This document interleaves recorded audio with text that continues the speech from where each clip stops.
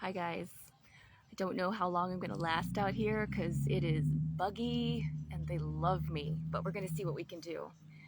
I wanted to share something with you, hoping that for those of you who might be feeling like you've been struggling with something for a period of time, whatever period of time feels too long to you, and specifically for people who have been in this struggle, whatever it is, and are trying to decide between whether they're going to give up or stop trying to figure out whatever you're trying to figure out and head in another direction, or if you're going to stay with whatever it is you're in and see what it takes to move through it.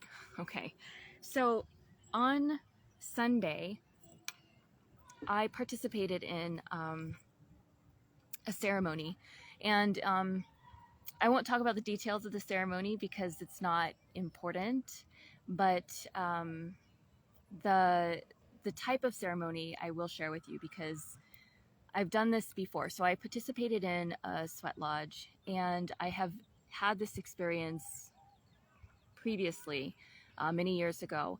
And the relevant thing for this conversation is that in the ceremonies that I've participated in, there are 4 quarters. So 4 quarters. And I always get stuck in the third quarter. So it's an intense experience all the way through. But for whatever reason, for me, in the third quarter, I want to stop. I want to give up. There's a point where I think I'm going to die. Like I feel like my body's not going to be able to breathe anymore. Um, all sorts of things are happening, and I could say a lot of things about what it is that allows me to make it through. I could say that I surrender. I could say that I drop to the ground and I stay really low and I breathe the coolest air possible. Um, I could say I just stay in my misery and breathe through it. Um, Earlier today, as I was thinking about this conversation, I realized that I feel like I'm going to die in some of those moments, but my I think my way through it. I tell myself I'm not, that I'm going to be okay, which is a bit of a reversal that people often say about stop thinking and feel your way through. So in this situation, I actually reverse it and use my brain to get me through. But all of those things that I just mentioned are true, and all of those tools and tricks, they're actually practices, but all of those are what help us get through whatever we're going through in our lives, in our moment to moment relationship challenges, whatever we're going through. So, third quarter is a bitch for me. And I've been in this experience in my life. And today I was walking across a parking lot and I realized that what I've been experiencing um, in the past few weeks of my life is like intensely third quarter energy. And then I realized that these 3 years that I've been in Florida have been intensely 3-quarter energy, where I feel like I'm not going to make it, really beat down, etc., etc. And the thing about a sweat lodge that I've experienced, and I'm saying it that way because I haven't been, my experience is limited to very certain practitioners, and I haven't been in the world's sweat lodges, so I don't know how other people do it. But we have always been allowed to leave if we need to leave. And there's a lot of ways to work with that. You guys will notice a theme when I talk. There are a lot of ways to work with many things that come up for us in our life. So one approach is to say that, we should push through, that it's a mental thing, and part of the experience is mastering the mind and all of this kind of thing. And I want you, when you're listening to me tell these stories, I want you to apply what I'm saying to your life, because ceremony is an incredible experience, whatever the ceremonies are. they're meant to be initiations, initiatory moments, very focused, intentional initiatory moments. And in that, in our cooperation in a ceremony, we're actually like, we're playing out or acting out our life, like what happens in life. So, you know, one of the things about a sweat lodge ceremony is that there are moments when we're working through hard things. And if we're in with a group, we're relying on the group to carry us through, and we're contributing to the group to carry us through. So we do this in life. Like we are encouraged to rely on our people in life to carry us through, and we're encouraged to contribute our energy to carry others through.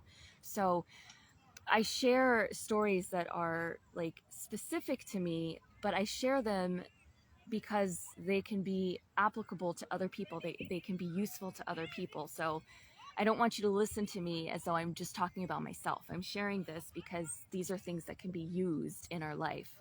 So I'm walking across the parking lot, reflecting on the last 3 years of my life, as I have been, and most intensely the last couple of weeks of my life. And things have been really challenging. They have been outright difficult and distressful and discouraging, etc., like the experience in the lodge. And it occurred to me, holy shit, this is my third quarter moment, which dropped me back to the first big move that I did as an adult, to a city that I ended up loving. I still love this city, but the first 4 years that I lived there, I hated. And it wasn't until the fourth year that I started finding people who made sense to me, that I started finding my way in the community and getting a sense of who I was in the community. And I realized today that I may be in that fourth quarter. And if I choose to continue on where I am and use all the tools that I need to get through what is currently a very difficult moment in my life that has been extended out over the past 3 years, yeah, I may make it to the other side. I may make it into that fourth year and find the resources and the community and the love and connection and place and belonging that I've been wanting. I could also choose to tap out.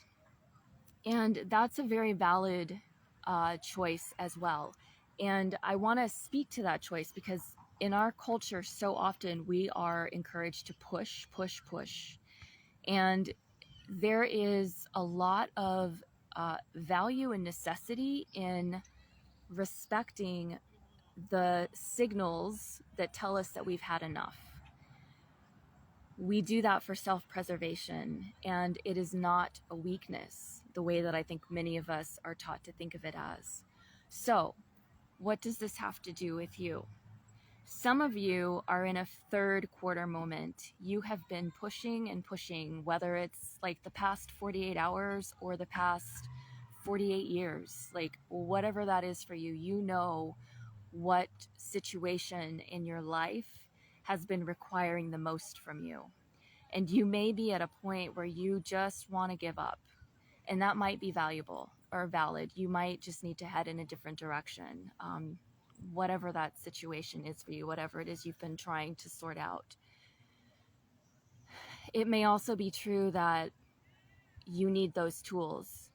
You need those sweat lodge tools of leaning into your community, of singing your songs, of putting your head down on the ground and breathing the coolest air, of doing less to get through. That's a big one for us. Like, some of us push, push, push because if we're not pushing, we think we're not doing anything. We think we're expressing laziness, lack of motivation, lack of sense of purpose, all of this external social vocabulary that gets laid down over our experiences. When really in nature, much of the rest of the world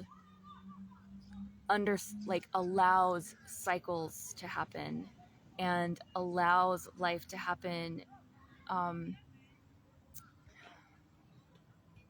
in an easier way.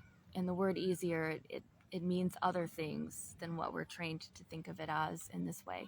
Less fighting, more working with. And I guess for the human, that does equate to surrender, at least in the beginning, as we're learning what that particular skill is. So I really want to come on here and encourage those of you who are just working through some hard things right now, especially those who've been faced with like chronically difficult things. I have no answers for you as usual. What I do have is an understanding that there are tools out there that we can use, and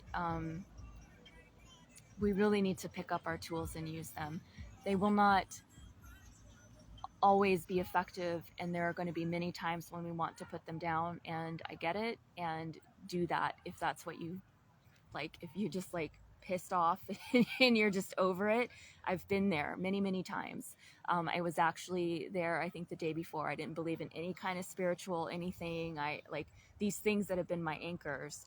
I didn't want to hear anybody talk about it. If somebody popped up on my feed who had any sort of spiritual message, it was like, fuck you. That's like where I've been, and I've been through that particular thing a few times over my life, and it goes really deep. So feeling forsaken.